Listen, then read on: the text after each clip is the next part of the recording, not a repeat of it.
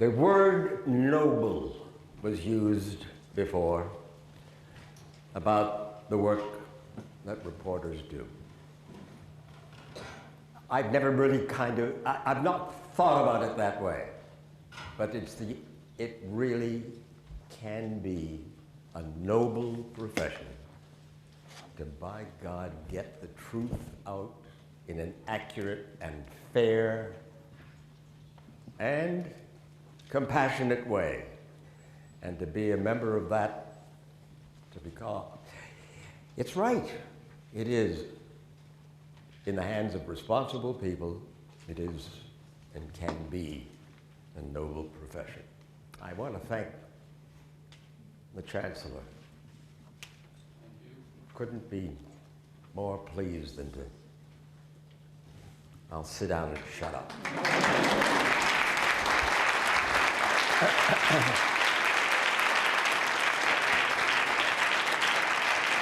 like us to switch the camera purposes. Thank you.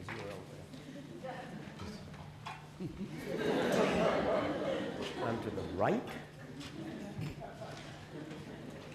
You know, history has a way of putting you and all of us in situations that we wonder about later on. Here's a man who's interviewed kings and world leaders and almost a lot of people who are really hard interviews to get, and a lot of people who wish they weren't interviewed by Mike Wallace. And I drew the lucky straw to be able to interview him here today for the benefit of this audience. Well, don't feel any necessity of getting nasty with me for that. Speaking of that, Mike, you know, the Chancellor happened to reference the kind of reputation that precedes you in interviews. And here's my question to you. You look at this guy. What is your question, Professor? Here's this guy. I didn't know him as a professor. I knew him as a hell of a good reporter on Channel 2 and Channel 4. Thank you, Mike. Thank you. Here's a man with a ready smile, and you encounter him anywhere. He is such a friendly person. So my question, Mike, is how did you get to be the guy that makes people squirm and have this reputation as the Grand Inquisitor? I mean, how did that happen? You know something? Certain people have anchor faces, anchor personalities. Not me. You know, the kind of person that you want to be with, you know, that you want to listen to the news. I don't have that kind of nature to begin with. I've always been nosy and always been a trifle irreverent and occasionally abrasive and or confrontational. And so what I decided to do was to make a virtue of necessity and carve out a little piece of the journalistic territory by doing the sort of thing that I do. And what it amounts to is simply this. Research,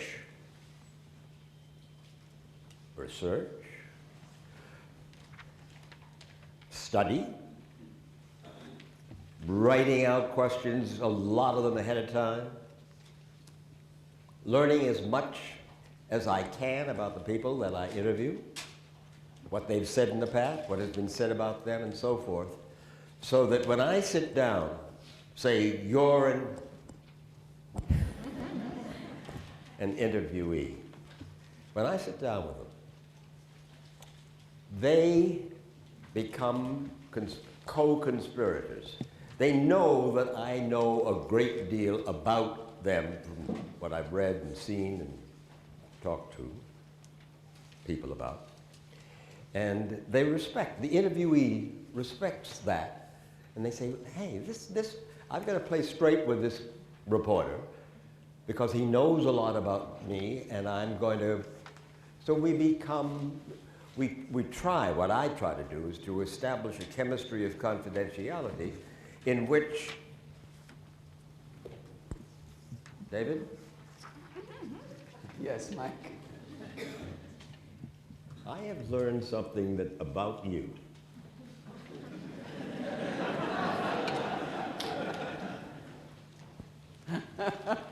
Okay. All right, I'll leave it there. Look, but when I say something of that nature, it's because I know something about you, and I want you, the interviewee, to begin thinking about that. Look, well, I wonder what he's got in mind. Right. In any case, I don't want to go on and on about it. It is preparation. It is a noble profession, can be a noble profession. It is a fascinating way to make a living. I can't think of a more use. Can you imagine to have the opportunity to travel, and 37 years on 60 Minutes, to travel any place in the world,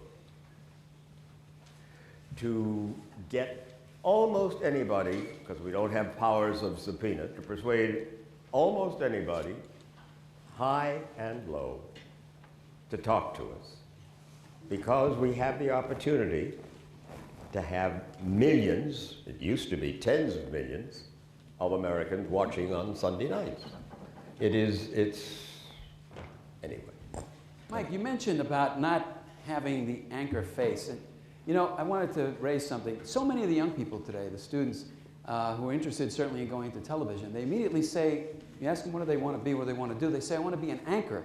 And a lot of times, not even I want to be a reporter and then get to be an anchor, I just want to be an anchor. I wonder if you could give them some sense of the virtues and the joys of actually being a reporter as opposed to just being an anchor. The best anchors have been reporters. Look, Peter Jennings, the late Peter Jennings, I don't think he had finished college when he first got the job as the anchor of ABC News. All of a sudden. Good-looking guy, his father had been in the business, very capable. I don't think he had graduated from college. He had not been what he did eventually, and it didn't take long, he said, hey, I don't belong here as an anchor. I'm going to quit, and I'm going to go out and report. Peter went from there to the Middle East. He became one of the best reporters, certainly the best reporter in television in the Middle East, and he spent years doing that. When he came back from that reportorial tour of years, when he came back, he was ready. And anchors, by and large, same with Brokaw, same with Rather. Dan Rather made his reputation Dallas, huh? in Dallas, Texas, exactly right. He was Rather was such a reporter. Anchors, fine, sure, they're well paid, and they're good looking. Women like them. But reporting is where it begins. And believe me, unless you've been a reporter, you're not going to be a very good anchor.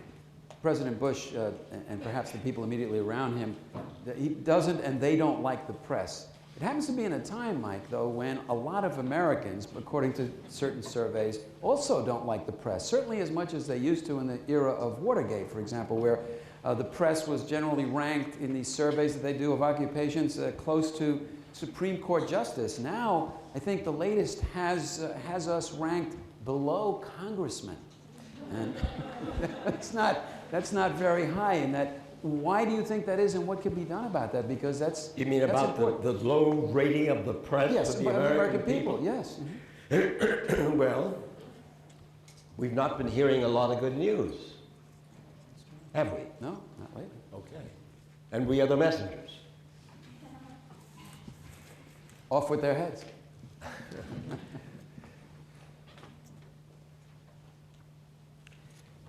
May I? Sure. That's who it's here for. Please tell me. Raise your hand. Do you read, forgive me, do you trust the press, you people, those who do, raise your hand. Mm-hmm. Well, it's far from unanimous. I'd love to be able to say to you, why don't you? What is it about the press that you don't trust? Are we biased? We are? Not always.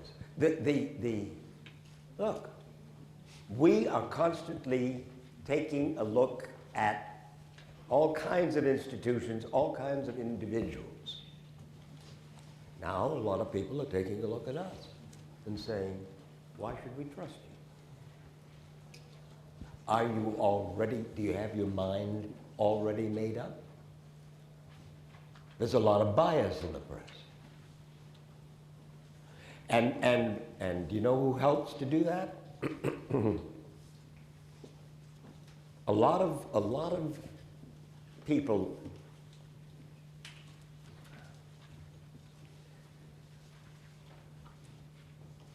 Rush Limbaugh, you know, he spreads the message that the press is not to be trusted.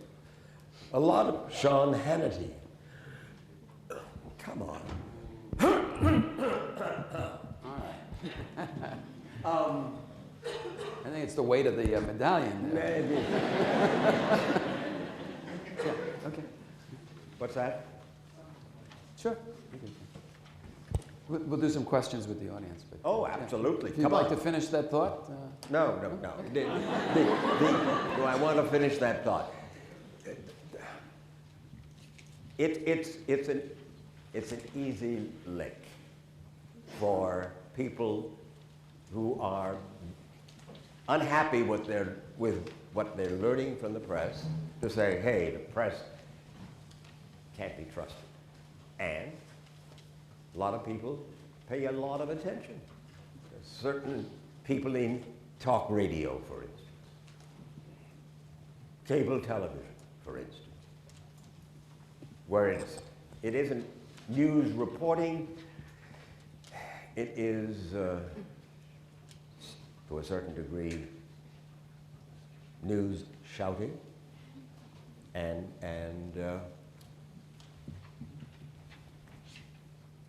it's enough for now. Okay. Did you think back then that you would have made it to the degree you have today? No. Become the man you are today? No, I certainly didn't. All I wanted to be, really. I graduated from the University of Michigan in 1939. And you know what I wanted to be? I wanted to be a radio announcer. That's what I wanted to be.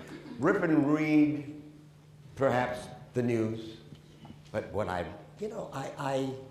never occurred to me about being a reporter.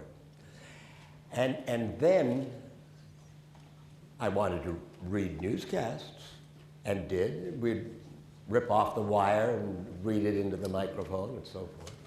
Then I spent some time in the Navy, about 3 years. And the more time I spent, and the more I traveled, and I traveled over a fair amount out in the Pacific particularly, and all through there. And I began to think, I don't want to keep just reading other people's words. I want to do something that I'm proud of, that I'm dedicated to. And so little by little, and it took me a little time to find my way, because I had done all kinds of things, honest work, but not, I was an actor, and I was read commercials and things like that. And then I finally discovered, hey, I have enough money now, for a while, to take a year and find a job as a reporter, just as a reporter. And all of a sudden, suddenly I realized a whole new world. And since that time, I can't imagine a more satisfying job than that of being a reporter. What can we do to make the people appreciate the media as being more serious, to see it as more serious? And what can be done to make the media more serious? He says, in a culture which pays so much attention to entertainment and similar kind of soft news. If I could solve that, I would. It's a big problem. Infotainment. Look, there used to be, when I was growing up, there used to be 3 networks: ABC, CBS, NBC. And at 6:30 at night, everybody in America watched one of the 3 networks, and basically they got the same kind of news. Now, there are 300. With cable and one thing and another, there are so many ways to get news. As a result of which, how do we get people to pay attention to we need the circulation, because with circulation comes money, comes advertising. As a result of which, infotainment has become too much of the kind of news that we get today. Infotainment, tabloid, hype, not just plain serious news. Cronkite, Walter Cronkite, Huntley Brinkley, Howard K. Smith. Back in those days, I'm quite serious about this. 7 out of 10 Americans were watching the evening news, and it was damn good coverage of the news. There isn't anything like that anymore. So much of it, as I say, is infotainment. Either either it is celebrity news, or it's tabloid hype news. And the reason is the suits who pay my salary. The suits are they're after circulation, and they really want us to get a lot of eyes and a lot of ears listening to the news. Get them into that tent. But at the same time, it should be said that all the more reason to marvel at the continuing success of a show like 60 Minutes. That's true. Does get down to the nitty-gritty and gets into serious issues and gets in people's faces. So we're lucky to have it. Yes, the young lady on this side. Good afternoon, Professor Diaz and Mr. Wallace. My name is Desiree Addison, and I'm the host and producer of a cable access show on BCAT called Culture Club TV. I cover emerging artists that don't get visibility on mainstream TV, except for maybe PBS. My question, a cable access show that you do? Yes, yes, I'm a go ahead. producer. My question is, you asked, do people trust the press? It depends on the source. Shows like Democracy Now!, who bring, the real news to the people, and Now on PBS are most trusted resources, those type of journalists. My question specifically is, was there ever an instance, because of so much corporate ownership of the news, in your... Was there ever an instance, because of so much corporate ownership in the news? Go ahead, I'm just saying so Mike can... No, I appreciate that.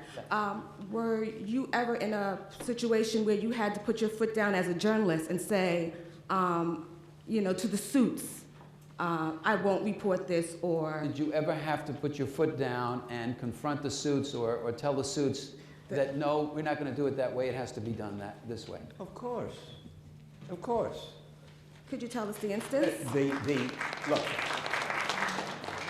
if you are a serious reporter and if you are in a noble profession, and your boss begins to tell you, he can do it once, he can do it twice, but if he really figures that he's going to tell you how to cover the news, I'm not saying that the top editor, but if it's because of commercial reasons or for reasons of not offending somebody that you can't tell this story, you're damn right. You either threaten to quit, and that has happened with me, or you quit. This is about your strategy when you're dealing with someone who seems to be evasive or trying to be misrepresenting facts. He's asking whether or not it's better to kind of tone it down to keep them talking, or really get in their face and risk the possibility that they'll end the interview and get up and walk out. What do you say? The latter. I mean, if you think that somebody is really not telling you the truth, then say, hey, prove it. What is the evidence for this answer that you're giving me? That's not what I have. I know a fair amount about you. I know a fair amount about your background. What? On the basis of what are you making these charges? Whatever. I mean, you gotta. There's a difference between interviewing and just reporting. We are reporters when we are interviewers, but look, if you've done your homework and you're damn sure of the question, of the validity of the question that you're asking, then you... And I think it goes back to something Mike said early on. Preparation, preparation, preparation. Correct. Do your homework, know the stuff. Well, folks, that's all the time we have. I apologize for not being able to hear better. Go back up. Let's have a big hand for Mike Wallace!